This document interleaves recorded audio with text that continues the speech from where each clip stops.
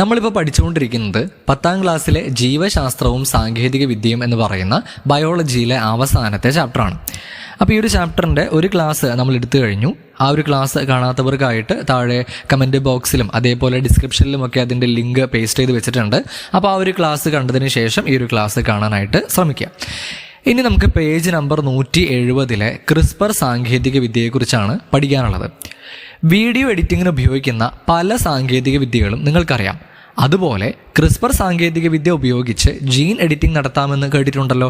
നമ്മൾ 1ാമത്തെ ചാപ്റ്ററിൽ പഠിച്ചിട്ടുണ്ട് അല്ലേ. ക്രിസ്പർ Cas9 സാങ്കേതിക വിദ്യ എന്നാണ് ഇതിനെ പൂർണ്ണമായിട്ട് പറയുക. അപ്പോൾ അതുപയോഗിച്ച് ജീൻ എഡിറ്റിംഗ് നടത്താം എന്നുള്ള കാര്യം നമ്മൾ 1ാമത്തെ ചാപ്റ്ററിൽ മനസ്സിലാക്കിയിട്ടുണ്ട്. അതിസൂക്ഷ്മതയോടെ DNA എഡിറ്റ് ചെയ്യാൻ ഉപയോഗിക്കുന്ന ഒരു ആധുനിക സാങ്കേതിക വിദ്യയാണ് ക്രിസ്പർ. അപ്പോൾ ക്രിസ്പർ സാങ്കേതിക വിദ്യ എന്ന് പറഞ്ഞാൽ എന്താണ്? അതിസൂക്ഷ്മതയോടെ DNA എഡിറ്റ് ചെയ്യാനായിട്ട് ഉപയോഗിക്കുന്ന വളരെ മോഡേൺ ആയിട്ടുള്ള ഒരു ആധുനിക രീതിയിലുള്ള ഒരു സാങ്കേതിക വിദ്യയാണ് ക്രിസ്പർ. ഈ സാങ്കേതിക വിദ്യ കണ്ടെത്തിയത് ആരെല്ലാമാണെന്ന് നിങ്ങൾക്കറിയാം. ജെന്നിഫർ എ ഡൗഡിനെയും ഇമാനുവൽ കാർപെൻറ്റിയറും ചേർന്നിട്ടാണ് ഈ ഒരു സാങ്കേതിക വിദ്യ കണ്ടെത്തിയതെന്ന് നമ്മൾ പഠിച്ചിട്ടുണ്ട്. ഇതുപയോഗിച്ച് ജീൻ എഡിറ്റിംഗ് നടത്തുന്നത് എങ്ങനെയെന്ന് നോക്കാം. വൈറസുകളെ പ്രതിരോധിക്കാൻ ബാക്ടീരിയകൾ ഉപയോഗിക്കുന്ന ഒരു സ്വാഭാവിക പ്രതിരോധ സംവിധാനത്തിൽ നിന്നാണ് ക്രിസ്പർ സാങ്കേതിക വിദ്യ രൂപപ്പെടുത്തിയത്. അപ്പോൾ ഈ ഒരു സാങ്കേതിക വിദ്യ ഉണ്ടാക്കുന്നത് നമ്മുടെ ബാക്ടീരിയകളെ വൈറസുകൾ ആക്രമിക്കാറുണ്ട്. അങ്ങനെ ബാക്ടീരിയകളെ വൈറസുകൾ ആക്രമിക്കാൻ വരുന്ന സമയത്ത് ഈ വൈറസുകളെ പ്രതിരോധിക്കാൻ വേണ്ടിയിട്ട് ബാക്ടീരിയയുടെ ശരീരത്തിലുള്ള ഇമ്മ്യൂൺ സിസ്റ്റം അതിൻ്റെ പ്രതിരോധ സംവിധാനം ചില കാര്യങ്ങളൊക്കെ ചെയ്യും. ആ ചെയ്യുന്ന അതേ കാര്യങ്ങൾ തന്നെ ഉപയോഗിച്ചുകൊണ്ടാണ് നമ്മൾ ഇങ്ങനെ ഒരു ടെക്നോളജി, അതായത് ആ ഒരു ബാക്ടീരിയയുടെ ആ ഒരു ഡിഫൻസ് മെക്കാനിസത്തെ, പ്രതിരോധ സംവിധാനത്തെ നമ്മളൊരു റെഫറൻസ് പോലെ ആക്കി വെച്ചിട്ടാണ് ഈ ഒരു ക്രിസ്പർ സാങ്കേതിക വിദ്യ ഉണ്ടാക്കിയിട്ടുള്ളത്. ഇതിൽ Cas9 എന്ന ഒരു എൻസൈമാണ് DNA മുറിക്കാൻ കത്രികയായി ഉപയോഗിക്കുന്നത്. അപ്പോൾ ഇവിടെയും ഒരു കത്രികയുണ്ട് DNA മുറിക്കാനായിട്ട്. റീകോമ്പിനൻ്റ് DNA ടെക്നോളജിയിലും നമ്മളൊരു കത്രിക പറഞ്ഞിരുന്നു അല്ലേ. ആ കത്രികയുടെ പേരെന്താണ്? റെസ്ട്രിക്ഷൻ എൻഡോ ന്യൂക്ലിയസ് എൻസൈം എന്നാണ്. അതേപോലെ ഈ ക്രിസ്പർ ടെക്നോളജിയിലും ഈ ഒരു ക്രിസ്പർ സാങ്കേതിക വിദ്യയിലും നമ്മളൊരു കത്രിക ഉപയോഗിക്കുന്നുണ്ട്. ഈ കത്രികയുടെ പേരെന്താണ്? Cas9 എന്ന് പറയുന്ന ഒരു എൻസൈമാണ് ഇവിടെ നമ്മൾ കത്രികയായിട്ട് ഉപയോഗിക്കുന്നത്. മുറിക്കേണ്ട DNA ഭാഗം കാണിച്ചു തരുന്ന ഒരു RNA ഇതിൽ ഉൾപ്പെടുന്നു. ഇതിനെ ഗൈഡ് RNA അഥവാ gRNA എന്ന് വിളിക്കുന്നു. അപ്പോൾ ഒരു Cas9 മുറിക്കാൻ മാത്രമേ അറിയുള്ളൂ. അയാൾക്ക് എവിടെയാണ് മുറിക്കേണ്ടതെന്ന് അറിയില്ല. അപ്പോൾ എവിടെയാണ് DNAയുടെ ഏത് ഭാഗത്ത് പോയിട്ടാണ് മുറിക്കേണ്ടത് എന്നുള്ള കാര്യം Cas9 മനസ്സിലാക്കി കൊടുക്കുന്നത് മറ്റൊരു RNA ആണ്. ആ RNAയുടെ പേര് ഗൈഡ് RNA അഥവാ gRNA എന്നാണ്. അപ്പോൾ എങ്ങനെയാണ് ക്രിസ്പർ സാങ്കേതിക വിദ്യ, എന്തൊക്കെ ഘട്ടങ്ങളിലൂടെയാണ് അത് നടക്കുന്നത് എന്നുള്ള കാര്യം ഇവിടെ കൊടുത്തിട്ടുണ്ട്.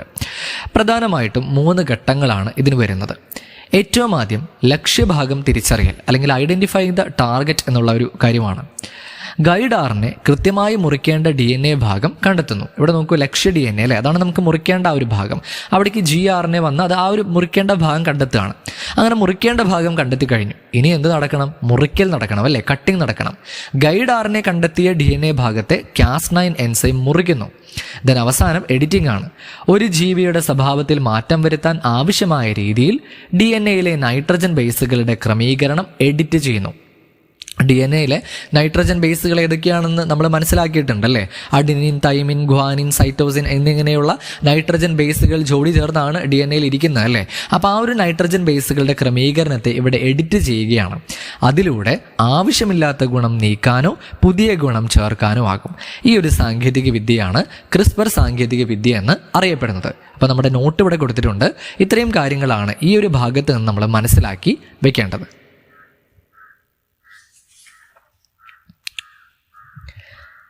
ജനിതക സാങ്കേതിക വിദ്യയിലൂടെ ജീവികളുടെ ജനിതക ഘടനയിൽ മാറ്റം വരുത്തുന്നത് എങ്ങനെയെന്ന് മനസ്സിലാക്കിയല്ലോ.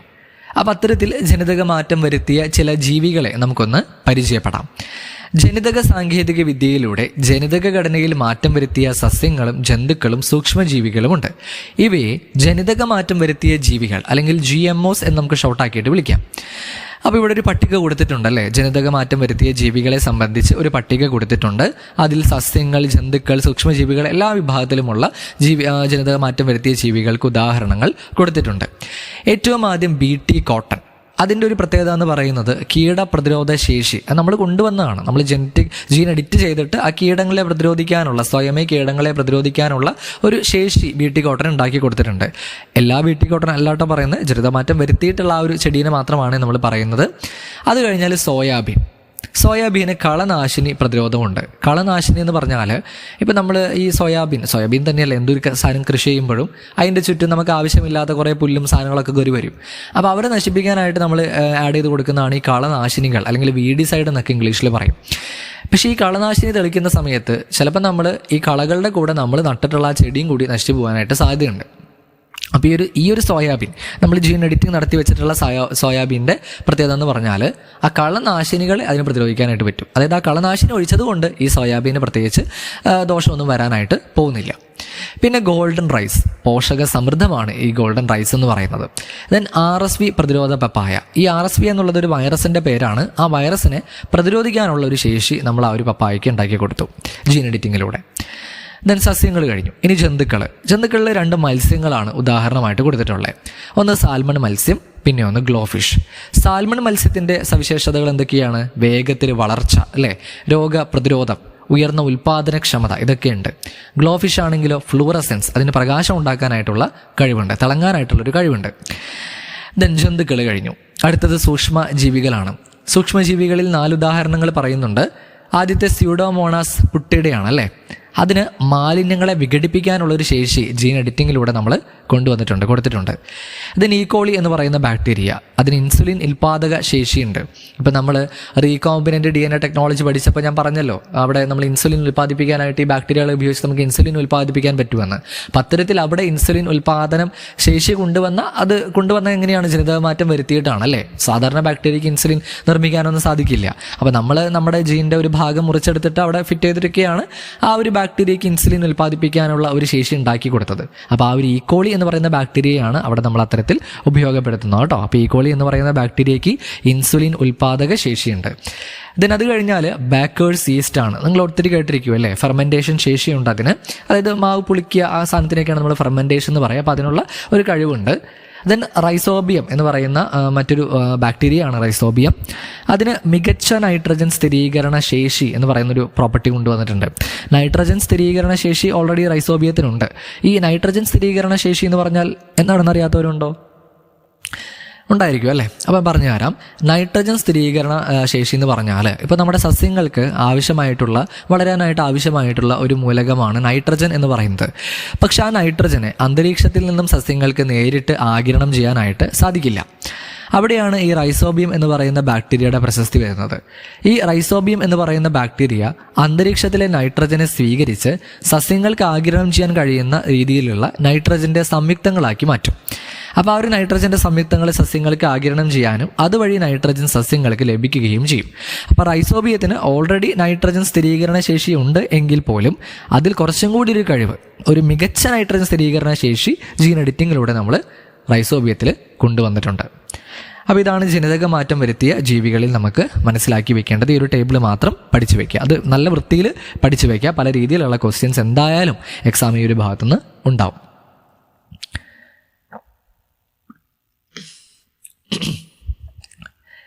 ജീനുകളിൽ മാറ്റം വരുത്തുന്നത് എങ്ങനെ എന്നതിനെ പറ്റിയും ജനിതക മാറ്റം വരുത്തിയ ജീവികളെക്കുറിച്ചും നമ്മൾ മനസ്സിലാക്കി. ഓരോ സ്വഭാവത്തിനും കാരണമായ ജീനുകൾ, അവയുടെ സ്ഥാനം എന്നിവ കൃത്യമായി തിരിച്ചറിഞ്ഞതുകൊണ്ടാണ് ഇതൊക്കെ സാധ്യമായത്. മനുഷ്യ ജീനുകളുടെ സ്ഥാനം കണ്ടെത്തിയത് എങ്ങനെയാണ്? നൽകിയിരിക്കുന്ന വിവരണം സൂചകങ്ങളുടെ അടിസ്ഥാനത്തിൽ വിശകലനം ചെയ്ത് കുറിപ്പ് തയ്യാറാക്കും. ഹ്യൂമൻ ജീനോം പ്രോജക്റ്റ്, അല്ലെ, മനുഷ്യ ജീനിൻ്റെ സ്ഥാനം കണ്ടെത്താനും മനുഷ്യ ജീനിനെ കുറിച്ച് കൂടുതൽ കാര്യങ്ങൾ മനസ്സിലാക്കാനും നമ്മളെ സഹായിച്ചൊരു പദ്ധതിയായിരുന്നു ഹ്യൂമൻ ജീനോം പ്രോജക്റ്റ്, അല്ലെങ്കിൽ HGP എന്ന് പറയും. അതിൻ്റെ ലോഗോ ഒന്ന് നോക്കി വയ്ക്കുക. ജീനുകളാണ് നമ്മുടെ സ്വഭാവങ്ങളെയും പ്രവർത്തനങ്ങളെയും നിയന്ത്രിക്കുന്നത്. ഒരു ജീവിയുടെ ജനിതക വസ്തുക്കളുടെ ആകെ തുകയാണ് ജീനോം. അതായത് ഒരു ജീവിയിലുള്ള ജനിതക വസ്തുക്കളെ മുഴുവനായി വിളിക്കുന്ന പേരാണ് ജീനോം എന്ന്. മനുഷ്യൻ്റെ ജീനോമിൽ ഏകദേശം 300 കോടി DNA ബേസ് ജോഡികളുണ്ട്. മനുഷ്യ ജീനോമിലെ വിവരങ്ങൾ പൂർണ്ണമായി മനസ്സിലാക്കുക എന്ന ലക്ഷ്യത്തോടെ 1900 ആരംഭിച്ച് 2003 പൂർത്തിയായ ഒരു വലിയ ആഗോള ശാസ്ത്രീയ സംരംഭമായിരുന്നു ഹ്യൂമൻ ജീനോം പ്രോജക്റ്റ്. പല രാജ്യങ്ങളിലുള്ള ശാസ്ത്രജ്ഞന്മാരൊക്കെ പങ്കെടുത്ത് 1990 മുതൽ 2003 വരെ, അത്രയും നീണ്ട ഒരു കാലയളവിൽ നടന്ന ഒരു പദ്ധതിയായിരുന്നു ഹ്യൂമൻ ജീനോം പ്രോജക്റ്റ്. അതിൻ്റെ പ്രധാന ലക്ഷ്യമെന്ന് പറയുന്നത് മനുഷ്യ ജീനോമിലെ വിവരങ്ങൾ പൂർണ്ണമായി മനസ്സിലാക്കുക എന്നുള്ളതായിരുന്നു. DNA-യിലെ ജീനുകളുടെ സ്ഥാനം കണ്ടെത്തുന്ന ജീൻ മാപ്പിംഗ് സാങ്കേതിക വിദ്യയാണ് ഇതിന് സഹായകമായത്. അപ്പോൾ അവിടെ നമ്മൾ ഉപയോഗിച്ച ഒരു സാങ്കേതിക വിദ്യയാണ് ജീൻ മാപ്പിംഗ് എന്ന് പറയുന്നത്. ജീൻ മാപ്പിങ്ങിൻ്റെ പ്രത്യേകത ആ ഒരു സാങ്കേതിക വിദ്യ ഉപയോഗിച്ചിട്ടാണ് DNA-യിലെ ജീനുകളുടെ കൃത്യമായ സ്ഥാനം കണ്ടെത്താനായിട്ട് നമുക്ക് സാധിച്ചത്.